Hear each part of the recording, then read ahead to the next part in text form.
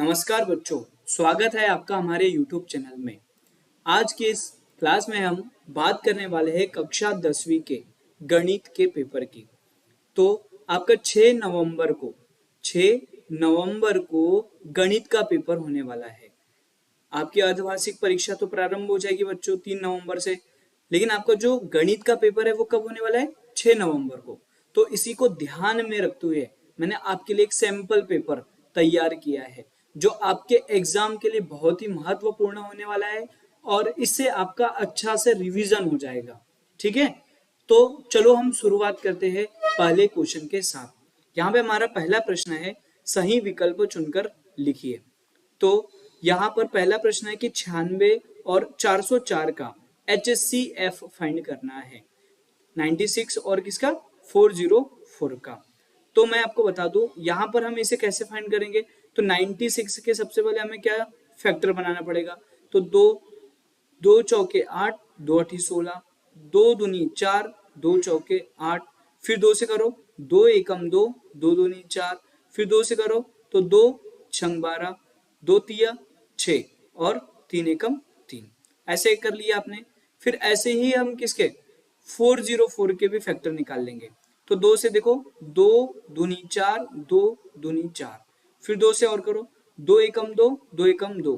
ठीक है, फिर आप किससे करोगे तो 3 से करोगे तो भी काम नहीं होगा। 7 से करो 7 से, 7 एकम 7, फिर 7 से भी नहीं हो रहा है। फिर 13 से करके देखो 13 से, तो 13 से होगा क्या? तो 13 से भी नहीं होगा। फिर हमने देखा कि यार ये तो किसी भी नंबर का फैक्टर नहीं है, तो हमने क्या किया 101 से ही करके देखा, तो ये आ गया हमारा 1 टाइम्स में। तो यहाँ पर जो HCF निकालते हैं ना, इसमें हम कॉमन फैक्टर देखते हैं। कैसे भाई, 2 इसके भी पास होना चाहिए, इसके भी पास है, 2 इसके पास भी होना चाहिए, इसके भी पास में है। अब ये 101 क्या इधर कहीं पर है? तो आप बोलोगे नहीं। तो यहाँ पे एक जोड़ा ये बन गया, दूसरा जोड़ा ये बन गया, तो 2 गुणा 2 मतलब 96 और 404 का HCF क्या हो जाएगा? 4 हो जाएगा। उम्मीद करता हूं ये आपको समझ में आ गया होगा। अगला प्रश्न है बच्चों कि रेखीय बहुपद ax प्लस बी का शून्यक होगा। तो रेखीय बहुपद ax प्लस बी का शून्यक चाहिए, तो हम इसे सबसे पहले क्या करेंगे 0 के बराबर रखेंगे, फिर b का पक्षांतर करेंगे तो माइनस का b हो जाएगा, फिर x बराबर से हमारा क्या उत्तर आ जाएगा माइनस का b बटे में a। ये हमारा क्या आ जाएगा x का निर्देशांक, मतलब x बराबर से माइनस का b बटा a आ जाएगा। करेक्ट आंसर क्या है यहाँ पर? Option number C. अगला प्रश्न है कि बहुपद 6x² प्लस 13x प्लस 7 की घात होगी। तो जब भी हमें बहुपद की घात बोले तो हमें उसकी सबसे अधिकतम घात को देखना होता है। तो यहाँ पे राइट आंसर हो जाएगा ऑप्शन नंबर सी, 2 हो जाएगा। ठीक है बच्चों, अगला प्रश्न है यदि रेखिक समीकरण युग्म 3x प्लस 2y बराबर से 5 है और दूसरा रेखिक युग्म 2x माइनस 3y बराबर से 7 है, तो हम इन्हें ऐसे लिख ले 2x माइनस का 3y बराबर से 7। ठीक है, तो यहाँ पर देखो बच्चों ये 3/2 हो गया, ये 2/3 हो गया और 5/7 हो गया। क्या ये आपस में बराबर है? तो आप बोलोगे नहीं है। अगर जब बराबर नहीं होते तो रेखा क्या कैसी होती है? प्रतिच्छेदी होती है। अगर रेखा प्रतिच्छेदी है तो हमारा क्या एक अद्वितीय हल आएगा, मतलब केवल एक हल होगा। ठीक है, अगला प्रश्न है कि द्विघात समीकरण में मूलों की अधिकतम संख्या कितनी होती है। तो सबसे पहले मेरे को ये बताओ द्विघात समीकरण का मानक रूप क्या होता है। तो ax² plus bx plus c होता है, क्या होता है ना। तो यहाँ पे x की घात कितनी है 2, तो यही क्या हो जाएगा ये द्विघात समीकरण का मूल हो जाएगा। मतलब मूलों की जो अधिकतम संख्या वो कितनी हो सकती है 2 हो सकती है। जितनी सबसे अधिक घात होगी ना उतने ही मूल होते हैं, ये आपको ध्यान रखना है। अगला प्रश्न है कि AP बराबर से हमें एक श्रेणी देके रखी है, मतलब समांतर श्रेणी देके रखी है 10, 7, 6। इसका 30वां पद चाहिए। 30वां पद मतलब A30 बराबर से क्या लिखोगे आप? तो आपने डायरेक्टली A प्लस 29D लिखना चाहिए। लिखा। अब प्रथम पद आपका क्या है? तो प्रथम पद आपने बोला A बोले तो 10 है, 29 जैसे को ऐसा D लिखना है। D सारवंतर 7 में से 10 गया तो हमारा सार्वंतर माइनस का कितना आ जाएगा, 3 आ जाएगा क्या। तो ये 10 हो गया और ये कितना हो जाएगा, माइनस का 87 हो जाएगा। तो ये माइनस का 77 हमारा क्या होगा, 30वां पद होने वाला है। तो राइट आंसर हो जाएगा ऑप्शन नंबर सी। अगला प्रश्न है रिक्त स्थान की पूर्ति कीजिए। रिक्त स्थान की हमें पूर्ति करना है। पहला प्रश्न है कि यदि a और b दो धनात्मक पूर्णांक है तो उनके HCF और LCM का गुणांक क्या होता है। तो ये दो संख्याओं के गुणनफल के बराबर होता है, मतलब a इंटू बी के बराबर हो जाएगा। नेक्स्ट क्वेश्चन है द्विघात बहुपद में शून्यकों की अधिकतम संख्या क्या होती है। तो फिर से हमें वही द्विघात समीकरण याद रखना चाहिए और उसकी घात अधिकतम कितनी होती है, 2। तो हम बोलेंगे कि शून्यकों की अधिकतम संख्या भी कितनी हो सकती है, 2 हो सकती है। नेक्स्ट क्वेश्चन है बच्चों की समीकरण 2x प्लस वाई बराबर से k दे के रखा है। यहाँ पे हमें x का मान 2, y का मान 1 रखना है। तो हमारा k का मान क्या आ जाएगा, देखते हैं। 2 गुना 2 प्लस y का मान क्या रखा, 1। तो k का मान कितना आ जाएगा, 2 दूनी 4 और प्लस 1, मतलब k का मान कितना आ गया, तो आप बोलोगे 5 आ गया। तो इस प्रश्न का सही उत्तर क्या हो जाएगा, k बराबर से 5।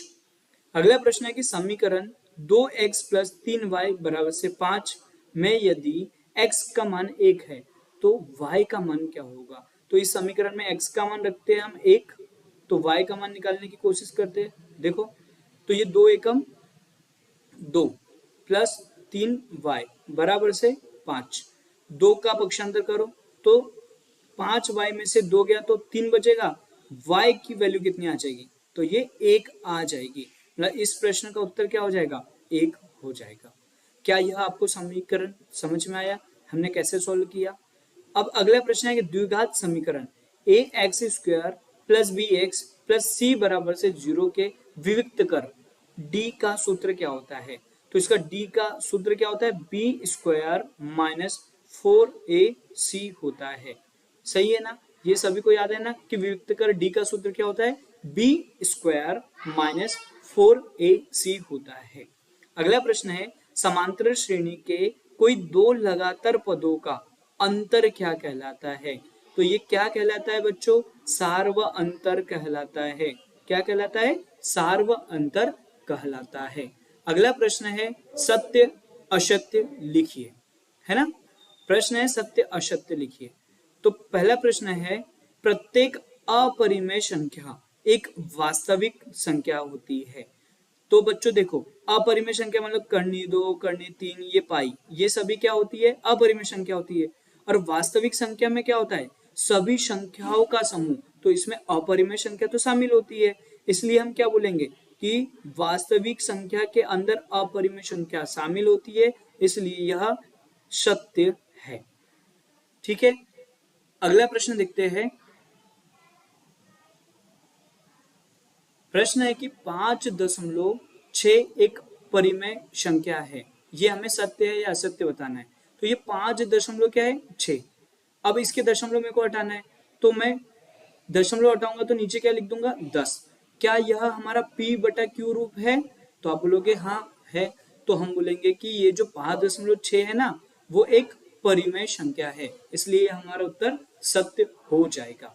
ठीक है बच्चों, अगला प्रश्न है कि बहुपद 2x प्लस 3 का शून्य उस बिंदु का x निर्देशांक है जहां y बराबर से 2x प्लस 3 का ग्राफ x अक्ष को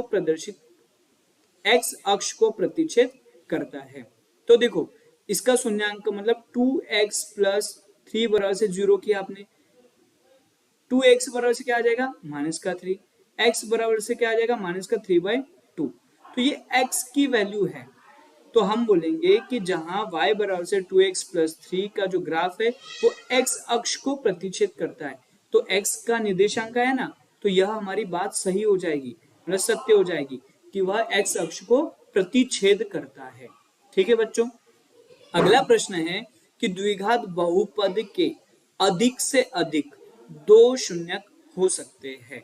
तो आप बताइए द्विघात बहुपद मतलब जिसकी घात कितनी हो 2 हो, तो उसके अधिक से अधिक कितने शून्य हो सकते हैं, तो वो 2 ही हो सकते हैं। तो ये वाली भी बात क्या होगी हमारी, सत्य होगी। नेक्स्ट क्वेश्चन है कि दो चरों में एक रैखिक समीकरण के अनेक हल होते हैं। तो दो चर में देखो, जैसे मैंने लिख दिया 2x + 3y बराबर से, अब यहाँ पे हम वैल्यू रखते जाएंगे x और y के, बहुत सारे ऐसे हमें मान मिलते जाएंगे। तो हम क्या बोलेंगे, दो चर में एक रैखिक समीकरण के अनेक हल होते हैं। ये बात क्या है, सत्य है। क्या है ये बात, सत्य है।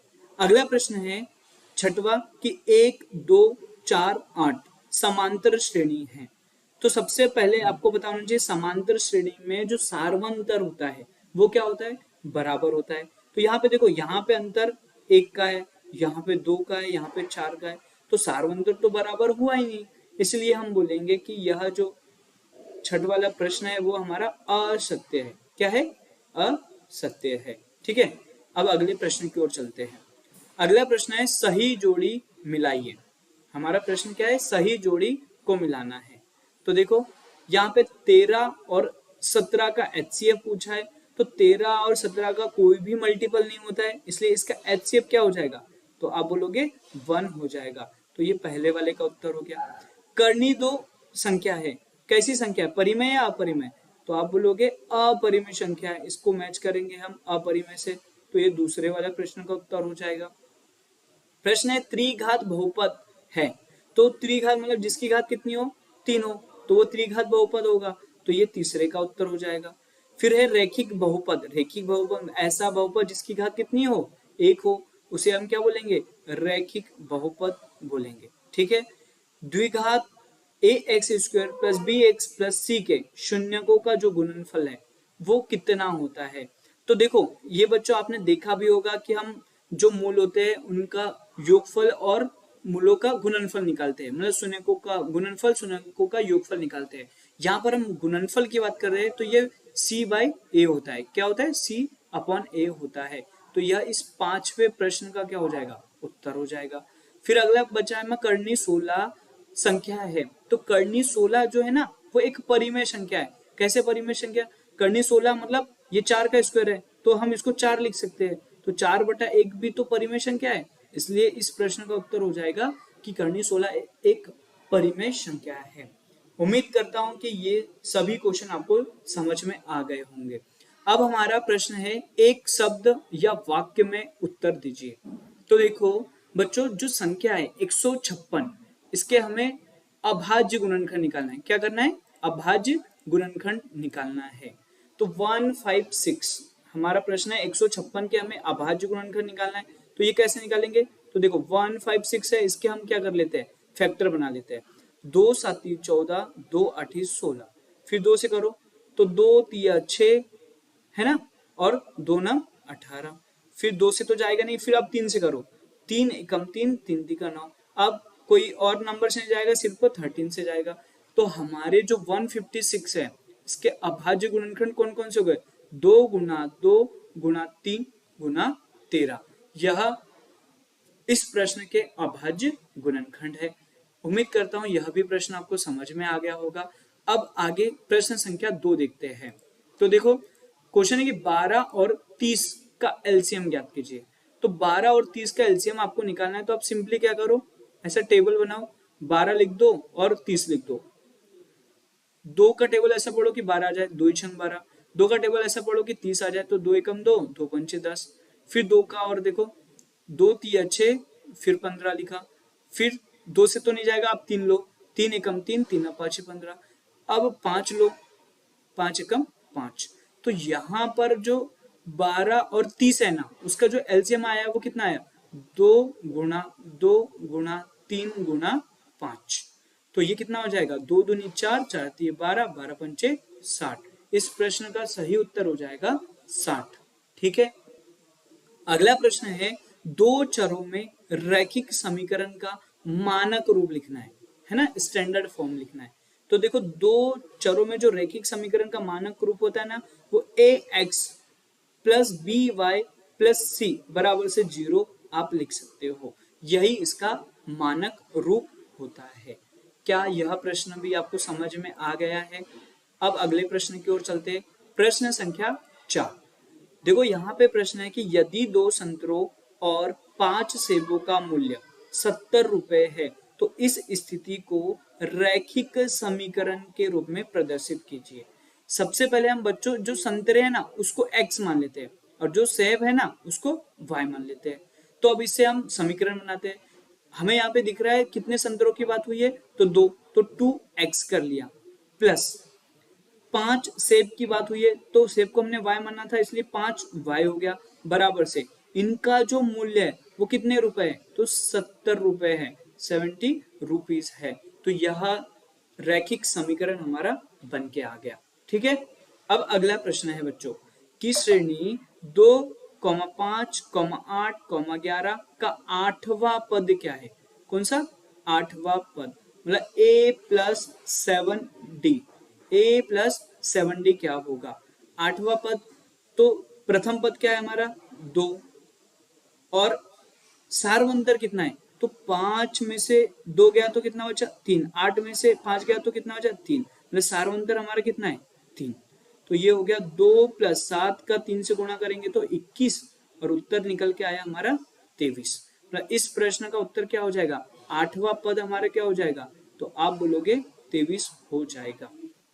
देखो अब बच्चों हमारा अगला प्रश्न है कि वर्ग समीकरण a x square plus b x plus c के मूलों का योग कितना होता है। तो देखो जब भी हम मूलों का योग की बात करें तो यह माइनस का बी बटा क्या हो जाता है, एक हो जाता है, बी बटा ए हो जाता है। मतलब अल्फा प्लस बीटा हमारा मूलों का योगफल होता है और गुणनफल अल्फा इंटू बीटा होता है, ये सी बटा में ए हो जाता है। क्या यह प्रश्न आपको समझ में आ गया। अब हम बात करते हैं 2 अंकों वाले प्रश्नों की। तो 2 अंक वाले प्रश्न क्या क्या है, चलो देखते हैं हम एक एक से। तो देखो 2 अंक वाले प्रश्न है, प्रश्न संख्या 6, बहुपद एक्स स्क्वायर माइनस 3 के शून्य ज्ञात कीजिए। तो हमें ये जो बहुपद है ना हमारा एक्स स्क्वायर माइनस 3 के क्या करना है, शून्य ज्ञात करना है। तो शून्य ज्ञात करने के लिए इन्हें तो सबसे पहले हमें 0 के बराबर रखना पड़ता है। ठीक है, तो देखो ये एक्स स्क्वायर है, इसको अपन जैसे कैसे चलेगा, ये 3 है, 3 किसका स्क्वायर हो सकता है, तो कर्णी 3 का स्क्वायर हो सकता है। यहाँ पे आपको फॉर्मूला दिख रहा है क्या, ए स्क्वायर माइनस बी स्क्वायर वाला, तो हम इसको क्या ऐसा लिख सकते हैं, x plus Karni 3 x minus Karni 3, इसको ए प्लस बी ए माइनस बी की फॉर्म में हमने लिख लिया। ठीक है, अब एक बार हम क्या करेंगे, x प्लस कर्णी 3 को 0 के बराबर रखेंगे तो यहाँ से x का मान आ जाएगा माइनस का कर्णी 3, ये हमारा एक शून्य हो गया। फिर ऐसे ही हम x माइनस कर्णी 3 को क्या करेंगे, 0 के बराबर रखेंगे तो x का मान आ जाएगा कर्णी 3। तो यहाँ पर इस प्रश्न के अनुसार हमें 2 शून्य हो गए, एक माइनस का कर्णी 3 और एक प्लस का कर्णी 3। क्या यह प्रश्न समझ में आया। अगला प्रश्न देख लेते हैं हमारा। अगला प्रश्न है कि 4u स्क्वायर प्लस 8u के शून्य ज्ञात कीजिए। तो इसे हम क्या करेंगे, 4u स्क्वायर प्लस 8u ऐसा लिखा हमने, बराबर से क्या 0। यहाँ पे कॉमन देखो तो कॉमन 4 लिया सबसे पहले, तो 4 है दोनों के पास में और u भी है तो 4u कॉमन ले लिया। यहाँ पे हमारा क्या बचा u, देखो 4 तो कॉमन आ गया और u एक आ गया, एक बचा है। यहाँ से देखो 4 कॉमन आया तो यहाँ पे 8 का क्या 2 बच जाएगा और u तो कॉमन आ चुका है, तो ऐसा लिखा हमने। फिर ये 4 को 0 की ओर भेजा तो 4, तो u ब्रैकेट में u प्लस 2 बराबर से 0/4 मतलब 0 हो गया। तो एक बार u बराबर से 0 और एक बार u प्लस 2 बराबर से 0 रखा तो u का मान क्या आ गया, माइनस का 2 आ गया। तो 2 मूल इसके भी हो गए, एक हो गया 0 और दूसरा हो गया माइनस का 2। उम्मीद करता हूं यह प्रश्न आपको समझ में आ गया होगा। अब हमारा अगला प्रश्न है प्रश्न संख्या 7, एक आयताकार बाग जिसकी लंबाई चौड़ाई से 4 अधिक है और साथ में बोला गया है कि जो आयताकार बाग है इसका अर्ध परिमाप 36 मीटर है। तो इस स्थिति को रैखिक समीकरण युग्म के रूप में प्रदर्शित कीजिए। तो बच्चों ध्यान से देखना, यहाँ पर मैं आपको यहाँ पर बता रहा हूँ। ठीक है, एक आयताकार बाग बनाया अपन ने, ये ऐसा, इसकी लंबाई को अगर आप x मान लो तो x और चौड़ाई को y मान लो। ठीक है, इसकी चौड़ाई को y मान लो। तो देखो सबसे पहले हमें पता है कि प्रश्न में दिया है कि जो लंबाई है ना, लंबाई वो क्या चौड़ाई से कितनी अधिक है, 4 मीटर अधिक है। यदि हम लंबाई को x मान रहे हैं और चौड़ाई को y मान रहे हैं तो x बराबर से y प्लस 4 है, मतलब x माइनस वाई बराबर से 4। यह एक हमारा समीकरण बन गया। ठीक है बच्चों, ऐसे ही हम बात करते हैं, यहां पर हमें बुलाया गया है कि जो आयताकार भाग है ना, इसका अर्ध परिमाप देके रखा है। अगर हम आयताकार भाग का अगर या आयताकार पार्क या ये जो बाग है इसके परिमाप की बात करें, किसकी, परिमाप की, तो ये वैसे क्या होता है, तो आप बोलोगे 2 लंबाई प्लस चौड़ाई के गुणनफल के बराबर होता है, मतलब 2 गुना लंबाई प्लस चौड़ाई के गुणनफल के बराबर होता है। तो हमारी लंबाई हमने क्या मानी है x, चौड़ाई को क्या माना है y, ये इसके बराबर होगा। लेकिन यहाँ पर हमें प्रश्न में अर्ध परिमाप दे के रखा है। क्या दे के रखा है, अर्ध परिमाप, मतलब इसका हम क्या कर देंगे, परिमाप का आधा कर देंगे, मतलब ये x प्लस क्या हो जाएगा y। और अर्ध परिमाप क्वेश्चन में हमें क्या देके रखा है 36, कितना देके रखा है 36। तो हमारा एक समीकरण x प्लस वाई बराबर से 36 बन जाएगा, मतलब ये समीकरण 2 आ गया क्या, x प्लस वाई बराबर से 36, ये हमारा समीकरण 2 बन के आ गया। तो यहाँ पर हमें रैखिक समीकरण युग्म में निरूपित करना था, इसलिए ये हमारे 2 उत्तर हो जाएंगे। यदि इन्हें सॉल्व करने के लिए बोले तो आप प्रतिस्थापन विधि या विलोपन विधि से कर सकते हो। ठीक है बच्चों, अब अगला प्रश्न देखते हैं।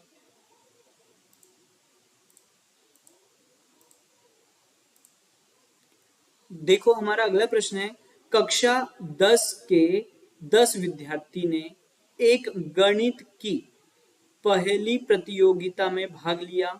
लड़कियों की जो संख्या है वो लड़कों की संख्या से 4 अधिक है। इस स्थिति के लिए समीकरण युग्म बनाइए। तो सबसे पहले हमें यहाँ पे देखो क्या बोला है, विद्यार्थियों ने एक गणित की पहली प्रतियोगिता में भाग लिया, मतलब यहाँ पर हमें लड़के और लड़कियां को कुछ मानना पड़ेगा कि लड़के की संख्या x और लड़कियों की जो संख्या है वो क्या है, तो लड़कियों की जो संख्या है वो y है। अब यहाँ पे प्रश्न क्या बोल रहा है कि लड़कियों की जो संख्या है, मतलब y जो है वो लड़कों की संख्या कितनी है, x से कितनी अधिक है, तो 4 अधिक है। ये हमारा समीकरण नंबर 1 बन गया। और यहाँ पर बोला गया है कि विद्यार्थी 10वीं के 10 विद्यार्थी, मतलब यहाँ से भी एक इक्वेशन x प्लस वाई, मतलब लड़के कितने हैं तो x है, लड़कियां कितनी है y है, तो इनका जो योग है ना वो कितना देके रखा है, हमें कितना देके रखा है, तो 10 देके रखा है। तो यहाँ से हमारा समीकरण नंबर 2 आ जाएगा। जब इन्हें हम सॉल्व करेंगे तो हमारे लड़के और लड़कियों की संख्या भी निकल जाएगी।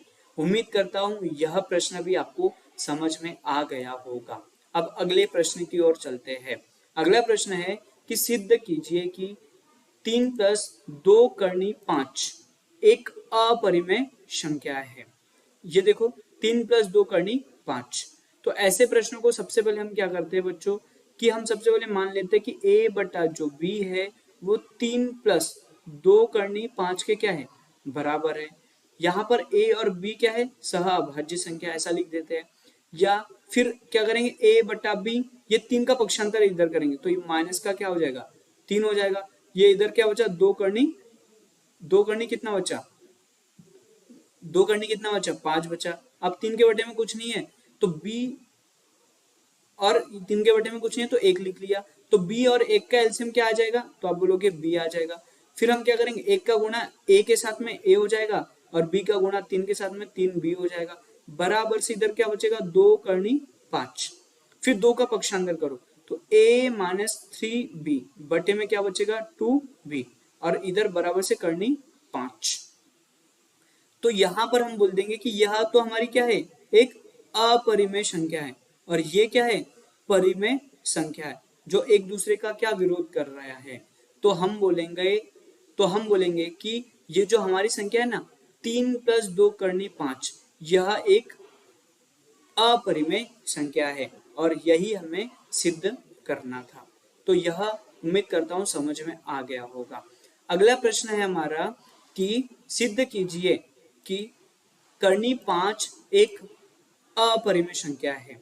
तो इस प्रश्न को भी सेम इसी तरीके से सबसे पहले हम मानेंगे कि a बटा जो b है वो कर्णी 5 है।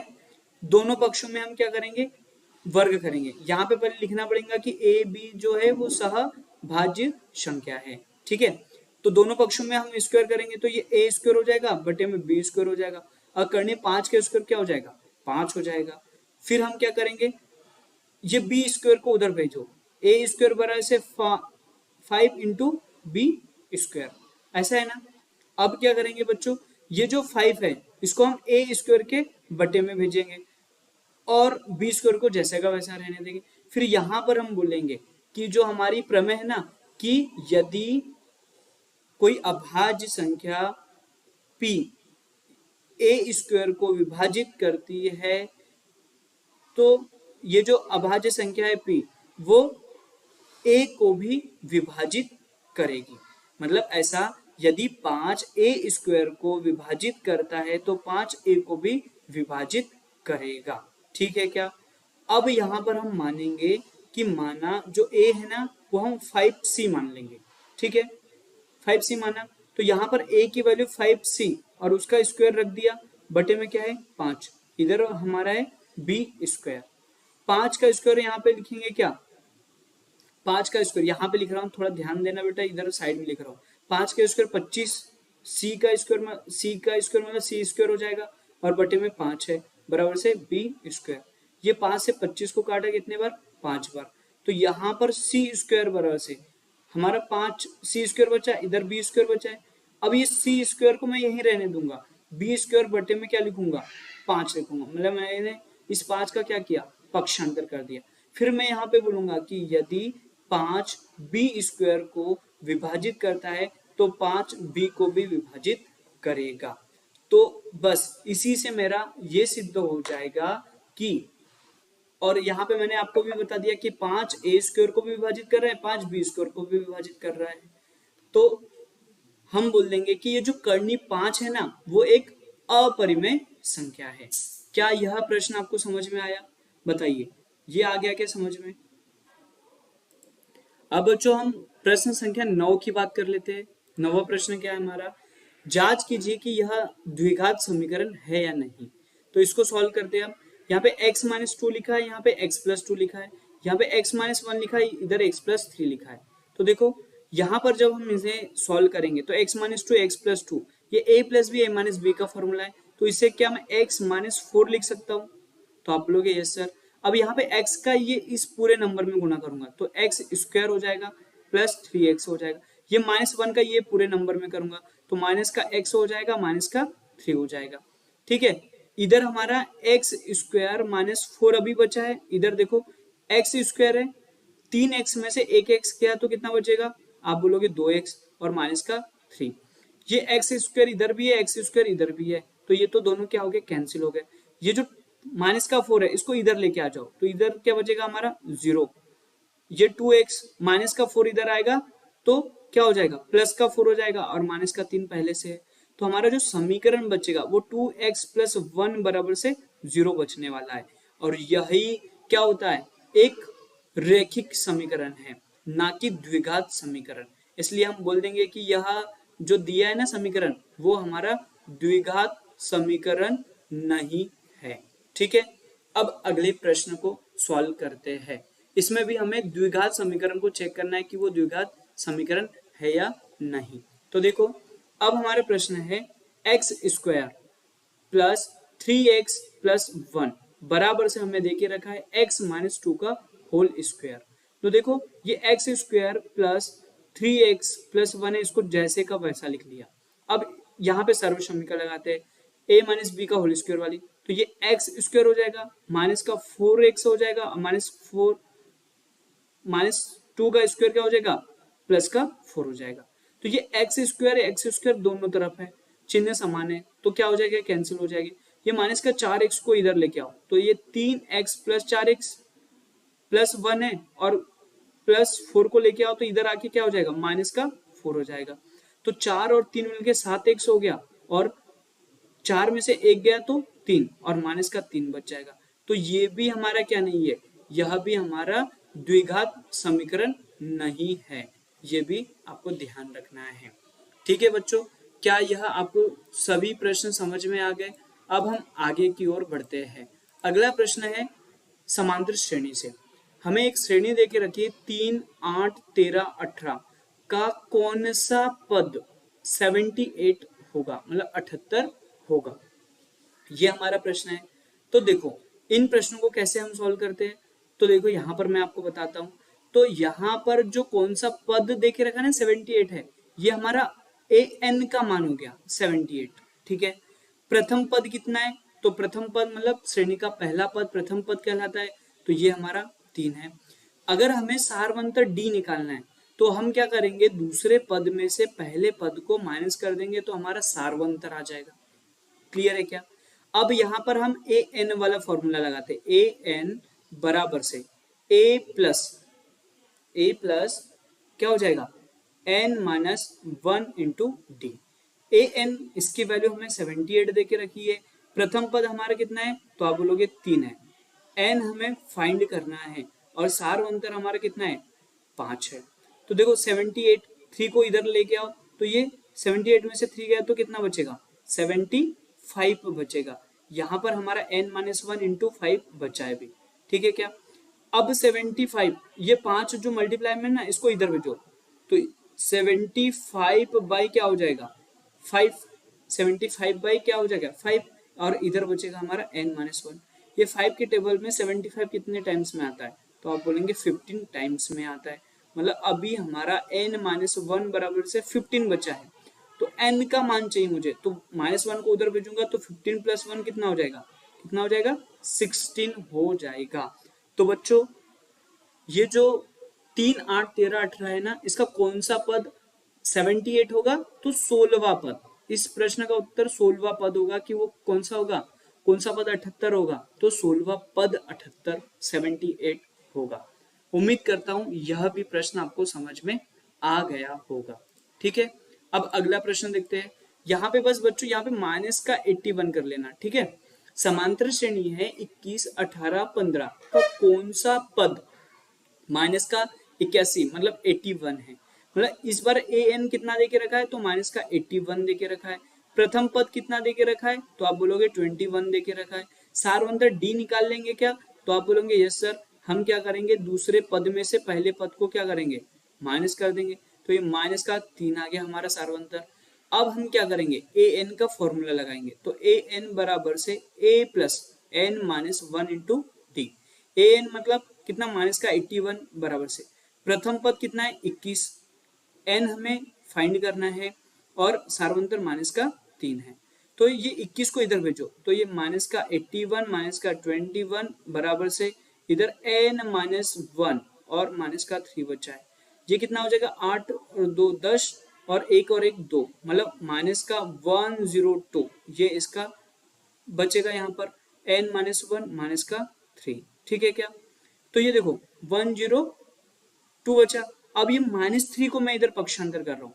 ठीक है, ध्यान से देखना, -3 को मैं अगर पक्षांतर करूंगा, ये इधर गुना में इधर आके कहाँ जाएगा ये, तो आप बोलोगे भाग में जाएगा। इधर क्या बचेगा, n माइनस 1 बचेगा। ये माइनस चिन्ह से ये माइनस चिन्ह क्या हो गया, कैंसिल। 3 से 102 को काटो, 3 3 9, 1 और 2 मतलब 12 बचा, 3 चौक 12। तो 34 बराबर से n माइनस 1 बचा, तो n की वैल्यू क्या हो गई, 34 प्लस 1 मतलब 35 हो गई। क्या यह प्रश्न आपको समझ में आया? मतलब वह 35वां पद है जिसका मान कितना है, माइनस का 81 है। उम्मीद करता हूं यह प्रश्न भी आपको समझ में आ गया होगा। अब हम आगे प्रश्न की ओर बढ़ते हैं। हमारा अगला प्रश्न है, बिंदुओं -5, 7, -1, 3 के बीच दूरी ज्ञात कीजिए।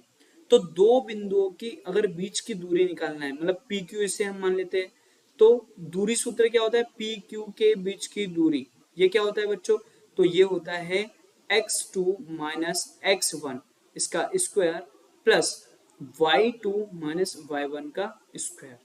क्या ये मेरी बात समझ में आ रही है? मैंने दूरी सूत्र लिखा वो, अब यहाँ पर हमारे ये वाला पॉइंट x1 y1 हो गया, ये x2 y2 हो गया, इनके बीच दूरी निकालना है तो वैल्यू पुट कर दो यहाँ पर, करो।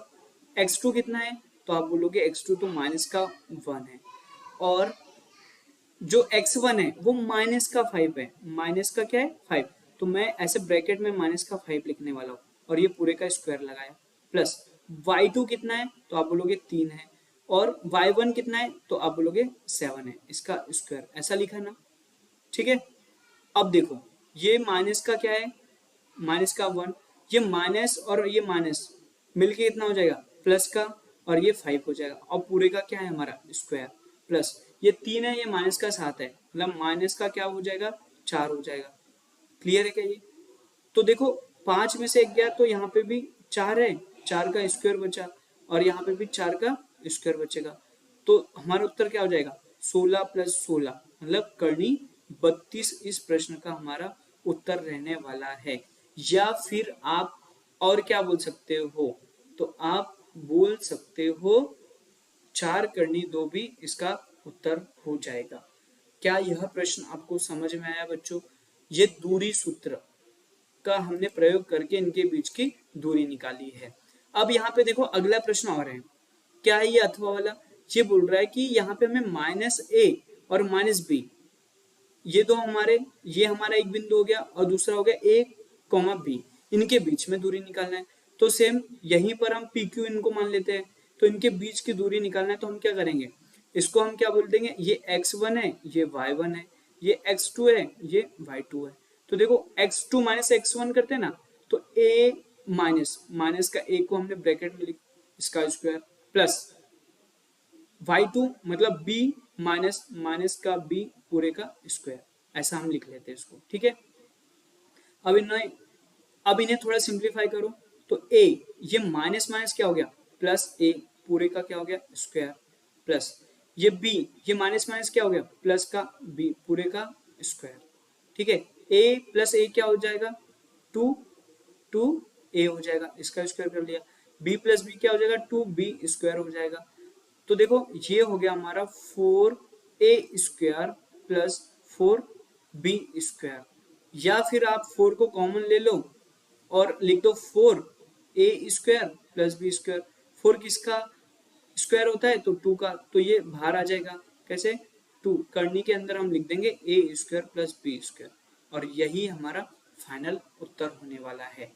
मतलब इन दो बिंदुओं के बीच की दूरी हमारी क्या आएगी 2 रूट के अंदर a square plus b square आएगी। क्या यह बात आपको समझ में आई, आ गई क्या? तो अब हम अगले प्रश्न को देखते हैं। अगला प्रश्न है हमारा कि एक द्विघात बहुपद ज्ञात कीजिए जिसके शून्य के योग तथा गुणनफल क्रमशः -1 और 4 है। तो इस प्रश्न को कैसे सॉल्व करते हैं, तो आपको सबसे पहले द्विघात का एक व्यापक समीकरण पता होना चाहिए। वो क्या होता है, a x square plus b x plus c बराबर से 0। यह एक द्विघात बहुपद का व्यापक समीकरण होता है ना, स्टैंडर्ड फॉर्म होती है, ठीक है। अब यहाँ पे हमें ए बी और सी के मान निकालने हैं। तो क्वेश्चन में क्या बोल रहा है कि ये जो बहुपद है ना, इसके शून्यकों का योगफल, मतलब शून्यक जैसे अल्फा और बीटा, इस जो बहुपद है द्विघात समीकरण है, इसके क्या है मूल है। तो अल्फा प्लस बीटा बराबर से क्या होता है माइनस का बी अपॉन ए होता है, ठीक है। इन्होंने अल्फा प्लस बीटा का वैल्यू माइनस का 1 दे रखा है, ठीक है, क्या माइनस का 1 दे रखा है। ऐसे ही बच्चों इसका गुणनफल मतलब अल्फा इंटू बीटा, ये सी अपॉन ए दे के रखा है, ये होता है ना सी अपॉन ए, लेकिन क्वेश्चन में हमें कितना दे के रखा है 4 दे के रखा है, सी अपॉन ए। तो यहाँ पर आप ध्यान से देखना, यहाँ पर हम 4 के बटे में कुछ नहीं तो 1 लिख लेते हैं। यहाँ पे a बराबर से देखो 1 आ गया, a का मान कितना है 1, और इधर भी देखो a का मान 1 है। अभी c का मान बताओ, c का मान कितना है, c का मान बराबर से कितना है 4। यहाँ पे लेकिन b को ध्यान से देखना, देखो माइनस का 1 बराबर से माइनस का b है, तो b का जो मान है ना वो क्या आ जाएगा, ये माइनस माइनस चिन्ह कट जाएगा, तो b का मान कितना आएगा 1 आएगा। मतलब b बराबर से हमें क्या मिला 1 मिला।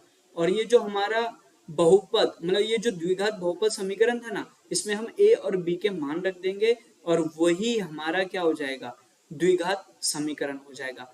a का मान 1 है तो 1x² प्लस b का मान 1 है तो 1 इंटू एक्स प्लस सी का मान 4 है बराबर से 0।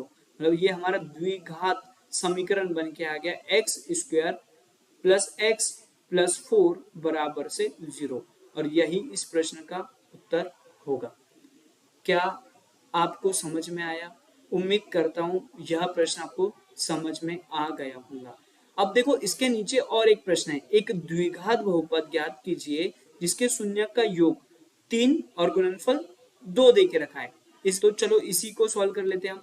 अब इनको यहां से ये हटा देते हैं, बाकी सेम क्वेश्चन सॉल्व होगा। तो देखो बेटा यहाँ पे क्या लिखा है, इनके जो गुणनफल है और योगफल है, तो यहाँ पे शून्यकों का जो योगफल है ना वो 3 दे के रखा है हमें, और गुणनफल कितना दे के रखा है, 2 दे के रखा है। तो यहाँ 3 के बटे में कुछ नहीं है तो हम 1 मान लेंगे, 2 के बटे में यहाँ पे कुछ नहीं है तो 1। तो a का मान यहाँ पर भी 1 है, a का मान यहाँ पर भी 1 है, तो समान बनाने की तो कोई आवश्यकता ही नहीं है। अब देखो b को, तो माइनस b का जो मान है ना वो 3 दे के रखा है, तो हमें b का मान चाहिए, b का, तो ये माइनस का क्या आएगा, 3। तो b बराबर से माइनस का 3 लिखना है हमें, ठीक है। और c का मान कितना है, तो c को देखो ऊपर कंपैरिजन करो तो c बराबर से 2, ठीक है। ये बात आपको समझ में आ गई क्या? तो ये वाले जो मान है वो समीकरण 1 में हम रख देंगे, मतलब x² माइनस b की जगह प्लस b की जगह हम माइनस का 3 रखेंगे, तो 3x हो जाएगा और c की जगह 2 रख देंगे, और यही हमारा द्विघात समीकरण हो जाएगा, x² माइनस 3x प्लस 2 बराबर से 0। उम्मीद करता हूं यह प्रश्न आपको समझ में आ गया होगा। तो देखो अब हम बात करते हैं बच्चों अगले प्रश्नों की। प्रश्न संख्या है 13। यहाँ पे हमारा प्रश्न है कि दो संख्याओं का अंतर 26 है और एक संख्या जो है ना वो दूसरी संख्या की 3 गुनी है। ये हमारा प्रश्न है, ठीक है, ये हमारा प्रश्न है। तो चलो इसको हम करते हैं ध्यान से।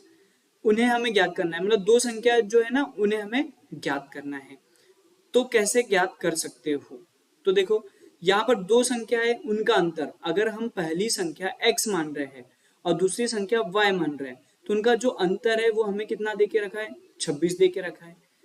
फिर हमें बोला गया है कि जो एक संख्या है ना, मतलब पहली जो संख्या हमने उसको x माना है, वो दूसरी जो संख्या है ना उसकी 3 गुनी है। कितनी गुनी है? 3 गुनी है। तो ये हमारी दूसरी इक्वेशन बन गई। समीकरण 1 और समीकरण 2 हमने नाम दे दिया। अब हम क्या करेंगे, ये जो x का मान है ना 3y, ये समीकरण 1 में रखने पर, समीकरण 1 में x का मान, ठीक है, रखो। अब तो यहां पर हमने 3y रखा माइनस का y बराबर से 26।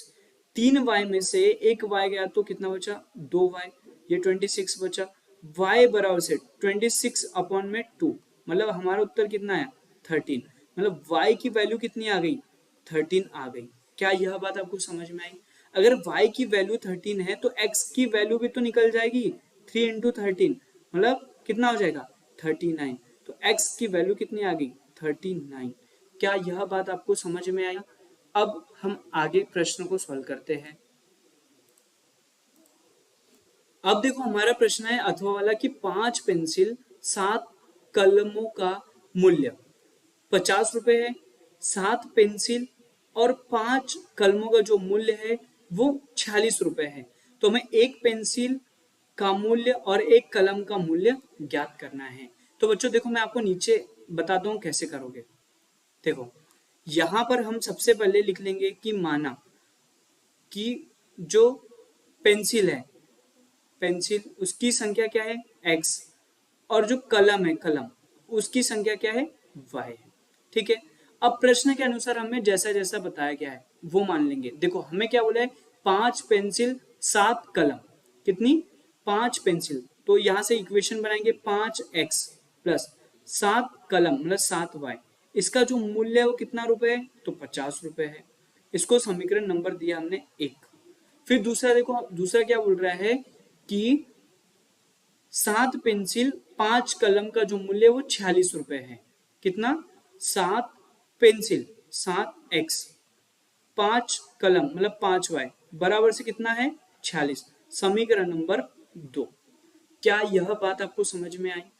अब इस प्रश्न को आप सॉल्व करने वाले हो ये आप पे डिपेंड करता है।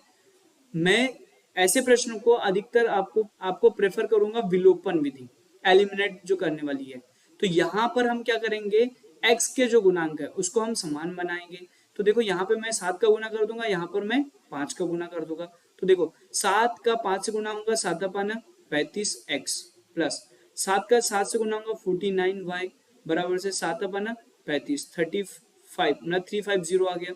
फिर 5 का इस समीकरण में गुणा होगा तो ये 35x हो जाएगा, और ये 5 का जब मल्टीप्लाई होगा तो 25y हो जाएगा बराबर से 46 का 5 से गुणा करो, 6 पंचे 30, 3 कैरी आया, 4 पंचे 20 और 3 मिलके 23 हो गया। अब इन्हें करो माइनस, इनके चिन्ह क्या करो परिवर्तित कर लो। तो देखो यहाँ पर ये वाली टर्म तो कैंसिल हो गई, यहाँ पे 49 और यहाँ पे 25, तो हमारा कितना बच जाएगा, तो आप बोलोगे 24 बच जाएगा, 24y। इधर कितना बचेगा, तो 0, इधर 2 और 1, 120 बच जाएगा। कितना 120 बचेगा, 120। अब y का मान चाहिए मुझे, तो 120 बटे में 24, तो 12 एकम 12, 12 दूनी 24, 2 से 10 को काटो कितने बार में, 5 बार में। तो y की वैल्यू हमारी कितनी आ गई, आप बोलोगे 5 आ गई। अब ये जो वैल्यू है वो कोई भी समीकरण 1 या 2 में रख दो। तो देखो अगर हम समीकरण 2 में रख रहे हैं या 1 में रख रहे हैं, चलो 1 में रख दो, 5x प्लस 7 गुना कितना 5 बराबर से कितना है 50, 7 पाने कितना होता है 35, 50 माइनस 35 कितना बचेगा, तो आप बोलोगे 5x बराबर से 15 बचेगा। तो y 5x बराबर से 15 बचेगा, तो x बराबर से 15 बटे 5 मतलब 5 दिए कितना हो जाएगा, कितना हो जाएगा 15 हो जाएगा। मतलब हम क्या बोलेंगे कि जो पेंसिल है इसका जो मूल्य है, मतलब एक पेंसिल का जो मूल्य है वो 3 रुपए और एक कलम का मूल्य 5 रुपए होगा। यह इस प्रश्न का उत्तर होने वाला है। उम्मीद करता हूं कि यह प्रश्न आपको समझ में आ गया होगा। ठीक है, अब आगे बढ़ते हैं। आगे क्या है क्वेश्चन, देखो क्वेश्चन है कि वह समांतर श्रेणी एपी ज्ञात कीजिए जिसका तीसरा पद 16 है, सातवां पद पांचवें पद से 12 अधिक है। मतलब तीसरा पद कितना है, तो यहाँ पे चलो यहीं पे करते हैं। तीसरा पद हमारा कितना है, तो आप बोलोगे 16 है तीसरा पद, मतलब a प्लस 2d की वैल्यू कितनी देके रखी 16। समीकरण नंबर इसको अपन ने माना 1। फिर यहाँ पे और क्या बोला गया है कि उसका जो सातवां पद है ना वो पांचवें पद से 12 अधिक है।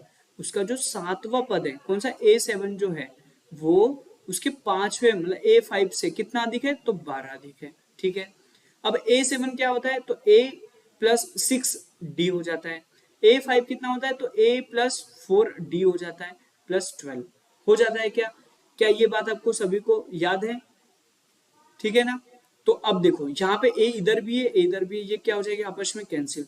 6D 4D को इधर लेके आओ, तो 6D माइनस 4D बराबर से 12, मतलब 6D में से 4D गया तो 2D बचा, बचा क्या, तो D बराबर से 12 बटे कितना 2, और 2 छंग कितना होता है 12, मतलब D की वैल्यू कितनी आ गई 6 आ गई। क्या ये बात आपको समझ में है? D की वैल्यू कितनी आ गई 6 आ गई।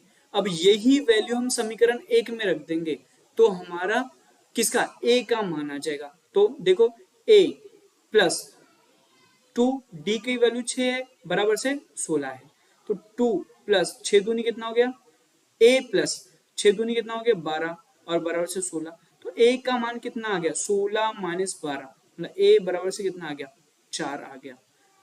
तो यही हमें ज्ञात करना था। प्रथम पद हमारा 4 और जो सार्वंतर है वो 6 आ गया। तो अगर यहाँ पर आपको एपी ज्ञात करने का बोला, मैंने एक समांतर श्रेणी ज्ञात करने का बोला है, तो देख लो ये एपी हमारी क्या बन जाएगी, तो यहाँ पे एपी बना दो। तो प्रथम पद कितना है हमारा 4, फिर उसमें 6 जोड़ा तो 10, फिर उसमें 6 जोड़ा 16, ये हमारी क्या बन गई एक समांतर श्रेणी बन गई। उम्मीद करता हूं कि यह प्रश्न आपको समझ में आ गया होगा। तो चलो अब हम बच्चे अगले प्रश्न की बात कर लेते हैं। हमारा अगला प्रश्न क्या है कि x plus 3y, x plus 3y बराबर से 6, 2x माइनस 3y बराबर से 12 को हमें प्रतिस्थापन विधि से हल करना है। ये प्रतिस्थापन विधि से हमें इसे सॉल्व करना है। सबसे पहले हमने एक समीकरण हमारा मान लिया x प्लस 3y बराबर से कितना 6, समीकरण नंबर 1। दूसरा समीकरण है 2x माइनस 3y बराबर से 12, ये समीकरण 2 हो गया। अब इसे हमें प्रतिस्थापन विधि से सॉल्व करना है, तो हम यहाँ समीकरण 1 से क्या करते हैं पता है, x का मान निकाल लेते हैं। तो x बराबर से क्या हो जाएगा, तो 6 माइनस 3y हो जाएगा। कितना हो जाएगा, 6 माइनस 3y, और इसको समीकरण नंबर हम 3 नाम दे देते हैं। अभी क्या करेंगे, हम जो समीकरण 1 से मान निकाला है ना, उसको हम समीकरण 2 में रखेंगे। किसका मान, x का मान। तो देखो ये x का मान रखो 2, x मतलब 6 माइनस 3y रख दिया अपन ने, फिर माइनस का 3y बराबर से 12, ये बचा। अब ये 2 का अंदर मल्टीप्लाई करो, 2 ही छंग कितना होता है 12, और 3 दूनी 6y हो जाएगा, माइनस का 3y हो जाएगा और बराबर से 12 हो जाएगा। जब मैं 12 का इधर पक्षांतर करूंगा तो 12 माइनस 12 कितना हो जाएगा, 0 हो जाएगा, और माइनस का 9y बराबर से 0 हो जाएगा। तो यहाँ से y का मान हमारा क्या निकल के आया, तो आप बोलोगे 0 निकल के आया। तो यह समीकरण 1 में अगर हम y का मान 0 रख दे तो हमारा उत्तर x का क्या आ जाएगा, 6 आ जाएगा। और यही इस प्रश्न के उत्तर होंगे, x बराबर से 6, y बराबर से 0। क्या यह प्रश्न आपको समझ में आया? अब हम अगला प्रश्न सॉल्व करते हैं जो कि विलोपन विधि वाला है। कौन सा, विलोपन विधि वाला। तो इसे भी हम यहीं पर नोट करते हैं। सबसे पहले हम लिखते हैं क्या, 7x माइनस 15y बराबर से 2 दे के रखा है, और x प्लस 2y बराबर से 3 दे के रखा है। यहाँ पर x का गुणांक 1 है, यहाँ पर 7 है। तो हम क्या करने वाले, ये जो समीकरण 1 है और ये जो समीकरण 2, समीकरण 2 में हम 7 से गुणा करेंगे, समीकरण 1 में 1 से। तो ये वाला तो जैसे का वैसा समीकरण हमारा आ गया, बराबर से 2, है ना। ये आ जाएगा 7x प्लस 14y बराबर से 7 या 21। अब हम क्या करने वाले, इन्हें माइनस करने वाले, तो चिन्ह क्या हो जाएंगे, इनके परिवर्तित हो जाएंगे। तो 7x में से 7x गया तो 0, ये माइनस का 15y है, ये माइनस का 14y, 15 और 14 मिलके कितना हो जाएगा, माइनस का 29y हो जाएगा। अब ये देखो 2 है और ये 21 है, 21 में से अगर 2 जाता है तो क्या बचेगा, तो आप बोलोगे 19 बचेगा, लेकिन 19 माइनस का बचेगा। तो y का जो मान है वो 19 बटे क्या आ जाएगा, 29 आ जाएगा। क्या यह बात आपको समझ में आई? हमारा y का मान कितना आ गया, 19 बटे 29। अब ये जो मान है वो किसी भी एक समीकरण में रख दो। तो मेरे हिसाब से समीकरण हम 2 का प्रयोग करेंगे, जहां पर हम क्या रखेंगे, y का मान रखने वाले हैं। तो देखो ये x प्लस y का मान रख रहे हैं हम कितना, 19 बटे 29 बराबर से कितना है, 3 है। तो देखो 2 का 19 से गुना होगा तो 19 दूनी कितना हो जाएगा, 38 हो जाएगा, बटे में 29 बराबर से 3। देखो x बराबर से 3 माइनस 38 बटे कितना हो जाएगा, 29 हो जाएगा। अब यहाँ पे 3 के बटे में कुछ नहीं तो 1, और यहाँ पे 29 है, इनका एलसीएम अपन लिया 29। 29 का 3 से गुना करेंगे तो 80 कितना हो जाएगा, 7 हो जाएगा, और ये 38। अब देखो x का वैल्यू आ जाएगा ना, यहाँ से x का मान क्या आ जाएगा, x बराबर से 87 में से 38 गया तो कितना बचेगा, तो आप बोलोगे कितना बचेगा, बताओ 49 बचेगा क्या, और बटे में क्या रहेगा 29, और यही हमारा x का मान होने वाला है।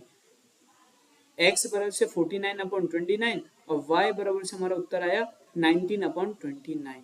ये हमारे x और y के मान हो गए। तो अब हम बच्चों अगला प्रश्न, हमारा 16 नंबर का जो क्वेश्चन है उसको हम डिस्कस करने वाले हैं। देखो क्या है वो।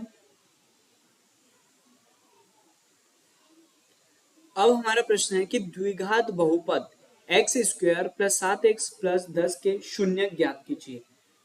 यहाँ पे हमें शून्यकों का जो गुणांक है इनके बीच संबंध स्थापित भी करना है, मतलब संबंध स्थापित करके उनकी जांच भी करना है, ठीक है। ठीक है, तो शुरू करते हैं। सबसे पहले हम इसके गुणनखंड बनाते हैं, एक्स स्क्वायर 7x प्लस 10। ठीक है, इसके शून्य के निकालने हमें, तो हमने सबसे पहले इसे 0 के बराबर रख दिया।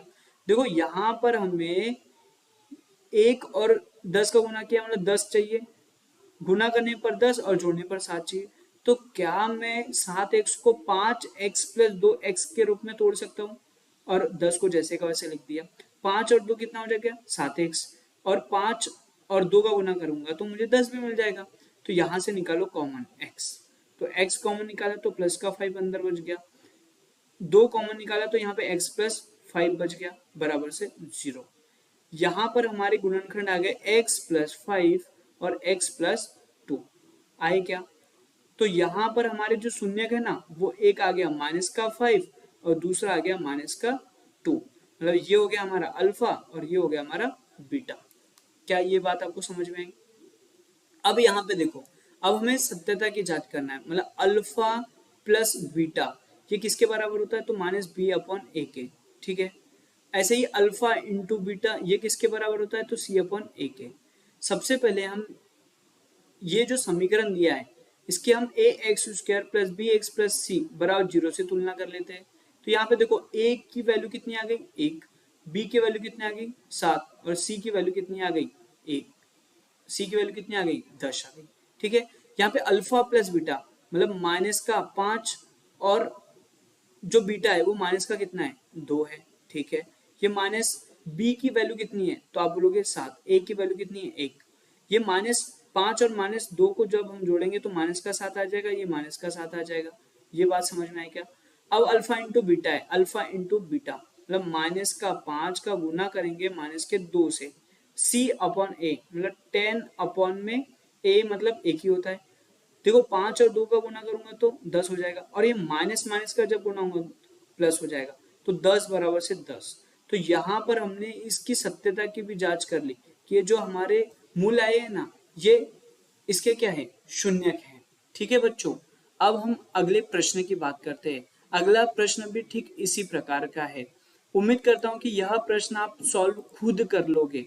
यदि आपको समझ में नहीं आएगा तो आप कमेंट बॉक्स में जरूर कमेंट करिएगा। ठीक है, गुणनखंड 6x के करना है, बस 6x को ऐसे तोड़ लो कि गुणा करने पर 9 आ जाए और जोड़ने पर 6 आ जाए। वैसे सिंपल दिख रहा है, देखो मैं तोड़ के आपको बता देता हूँ। X square 3x plus 3x plus 9, बस इन्हें आप कर लेना क्या, x प्लस 3 बन जाएगा एक, और ये x प्लस 3 बन जाएगा। बस ये अब इन्हें 0 के बराबर रखना, वैल्यू आ जाएगी आपकी, और आगे से सॉल्व कर लेना। क्वेश्चन नंबर 17, तो वह एपी ज्ञात कीजिए जिसका तीसरा पद 16 है और सातवां पद पांचवें पद से 12 अधिक है। बच्चों यह प्रश्न को हमने आगे ऊपर सॉल्व कर दिया था, ये क्वेश्चन रिपीट हो गया है। तो यहाँ पे हमने 40 नंबर का जो क्वेश्चन किया था ना, सेम वही है, तो इसको मैं अभी यहाँ पे नहीं करवा रहा हूँ। इसका अथवा देखते हैं। अब अथवा क्या है कि 5 के प्रथम 10 गुणजों का योग ज्ञात कीजिए। 5 के हमें 10 प्रथम गुणजों का योग ज्ञात करना है। तो 5 का टेबल लिख लो पहले, तो 5 एकम 5, 10, 15, 20, ऐसा लास्ट टर्म कितनी हो जाएगी, पद है 50 हो जाएगी क्या। अब इनका हमें क्या ज्ञात करना है, योग ज्ञात करना है। तो देखो ये हमारी एक एपी क्या हो गई, समांतर श्रेणी हो गई क्या, 5 का घेर पे 5 का घेर है। तो प्रथम पद ए बराबर से कितना आया 5, सार बनता डी बराबर से 10 में से 5 गया तो कितना बचा 5 बचेगा। ठीक है, ए एन कितना आ गया हमारा, ये 50 आ गया। ए एन हमें पता चल गया कितना है 50 है। तो यहाँ पर हमें गुणजों का योग बोला है, मतलब एस एन वाला फॉर्मूला लगाना है। यहाँ पे आप n/2 ए प्लस एल वाला भी फॉर्मूला लगा सकते हो, क्योंकि ए एन और एल क्या दोनों सेम ही होते हैं। तो देखो n/2 मतलब टोटल कितने पद है, तो आप बोलोगे 10, तो 10/2 हो गया। ए मतलब कितना है 5, और एल मतलब अंतिम पद कितना है 50, तो 2 पंचे 50, ये कितना हो गया 5 गुणा 50 में 5 जोड़ेंगे तो कितना आ जाएगा 55। अब देखो इनको सॉल्व करो, 5m 25, 2 कैरी आया, 5m 25 2 27, तो एस एन मतलब ये जो श्रेणी है इसका योग कितना आ जाएगा 275 आ जाएगा। और यही इस प्रश्न का क्या सही उत्तर होगा। तो बच्चों उम्मीद करता हूं आपको यह सभी प्रश्न समझ में आए होंगे। अगर आपको और कोई टॉपिक हमसे पढ़ना हो तो जरूर कमेंट में लिखिएगा, हम उसका समाधान, उसकी वीडियो जरूर डालेंगे। Thank you so much guys for watching this video. Bye bye, take care.